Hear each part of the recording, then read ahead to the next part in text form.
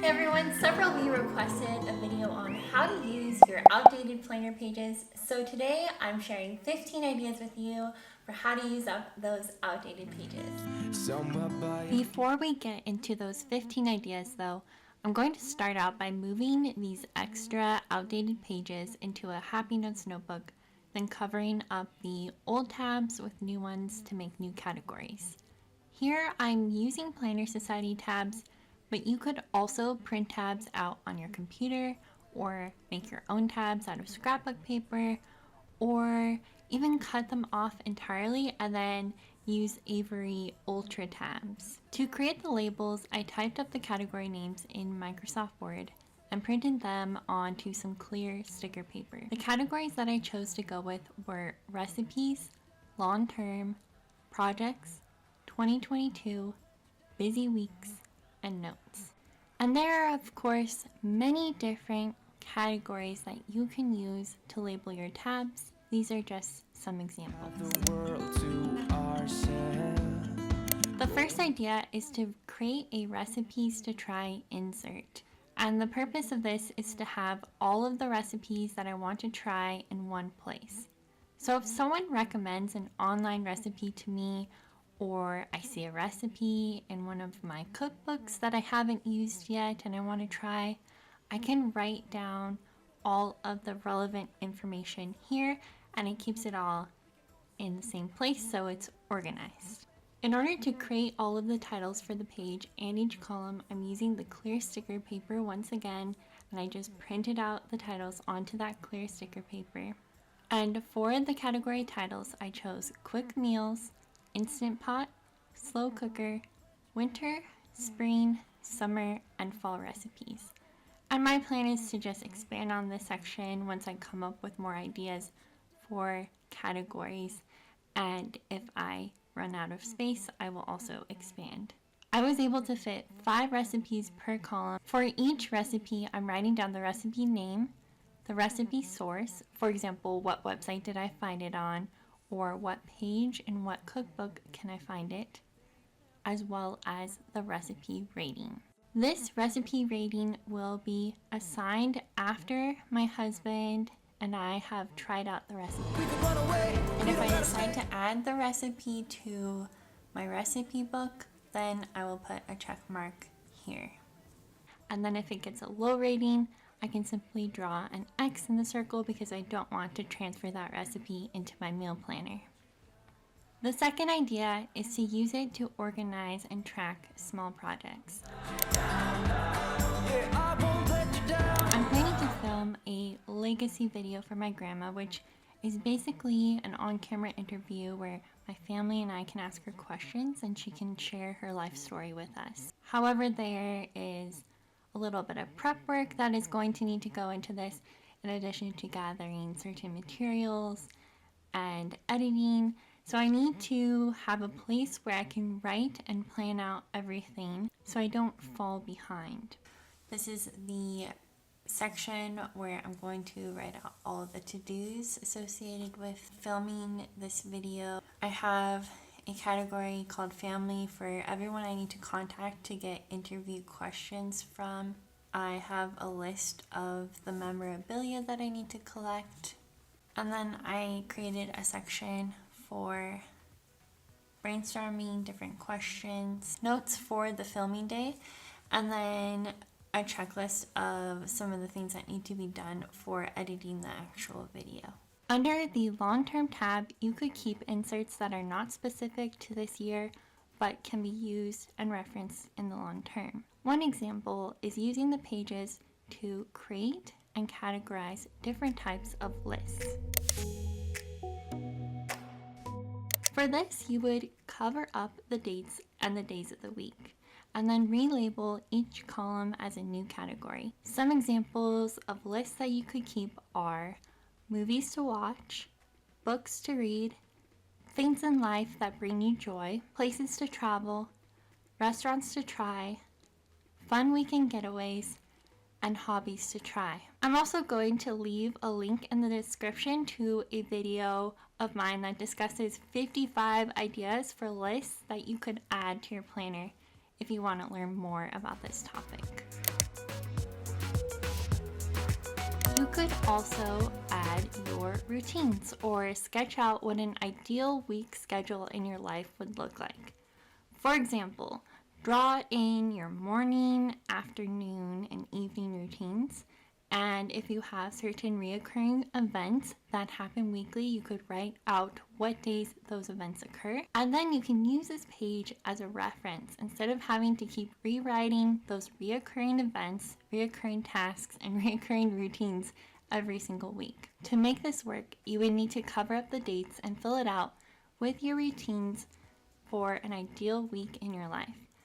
And if you want, you could even laminate these pages and then check them off with a wet erase marker each time you complete a task. The fifth idea is to create a weekly cleaning schedule. I showed you an annual cleaning schedule before for those tasks that don't necessarily occur every month, but why not create a weekly cleaning schedule for what you want to clean each week? And if you want to change it up each week, you could even take 4 weeks worth of outdated pages, and each of those weeks could represent a different cleaning schedule. So as an example, for week 1, maybe you want to focus more on tasks associated with deep cleaning the kitchen, and then in week 2, tasks associated with deep cleaning the bedrooms, and so on. But you could also write down those tasks each week that repeat week after week, because there are tasks that have to get done every single week. So this could be an opportunity for you to write all of those down in one place. And then these pages could act as your template or guide for what needs to be cleaned on what days, and if desired, even at what time. Under the 2022 tab, I'm making a birthday tracker for 2022 to keep track of cards to make and gifts to buy for this year's birthdays. And I'm using scrapbook paper to cover up the dates and days of the week at the top of the pages this time. I'm also using 12 of the boxes to represent the 12 months of the year by adding a piece of scrapbook paper as the header and then labeling it with the name of the month printed onto some clear sticker paper. In each box, I'll be writing the individual's name, their birthday, and I'm also including a checkbox for whether or not I've created the card or whether or not I've purchased the gift yet. This can be used as a reference sheet as I'm planning out my month so I can see the year of birthdays at a glance and then prepare and plan out ahead of time when I need to make and or buy everything. The seventh idea is to create a declutter plan. There are lots of declutter challenges that you can find online, but a lot of times, and at least this is the problem that I've had with them, is that what is listed on those challenges may not be relevant to your personal decluttering needs. It may help to create a custom decluttering plan using your outdated pages in this case. For this, you would cover up the dates and the days of the week at the top, and then you would create a section for brainstorming the areas of your house that need to be decluttered and reorganized using 9 of the boxes. And the other 12 boxes could be devoted to the months of the year by adding labeled headers. Within each month, you could list out the area of your house you will be decluttering and any relevant notes or specific tasks you'll want to focus on. The 8th idea is to use outdated pages for pre-planning or for practicing planning. Some people like to pre-plan their week so they don't have to use whiteout or cross things out in their planner when plans change. So you could use your outdated pages for pre-planning, but you could also use them to practice different layouts and strategies for planning. You can set up your pages in completely different ways and sketch out where things could go. For example, maybe you want to try out an hourly schedule on one layout, and maybe you want to compare that to a layout with 3 different categories of sections per day and to-do lists. It can help with deciding which layout will work best for you by being able to sketch it out and to visualize it. Another idea is to cover up the dates and add new ones using either sticker book numbers, maybe like a happy planner sticker book, or numbers that you print out onto clear sticker paper. And you can use the pages just as extra space during really busy weeks when you can't fit everything into your planner. So for example, maybe you have a party coming up and you need to plan out all the cleaning and party prep that needs to get done. That way, you don't have to go out and buy a separate planner. You can just use these pages during the weeks when it's relevant. If you hate having to stick to a rigid schedule, you could use it as a this week page for those tasks that don't need to be assigned to a specific day. After covering up the dates and days of the week at the top, each day could then become one category specific to that week if it doesn't matter what day it needs to get done on. Some examples of categories are top priorities for this week, decluttering for this week, cleaning tasks for this week, grocery shopping for this week, errands to do for this week, papers or bills for this week, workouts to choose from for this week, and meals to cook to choose from for this week.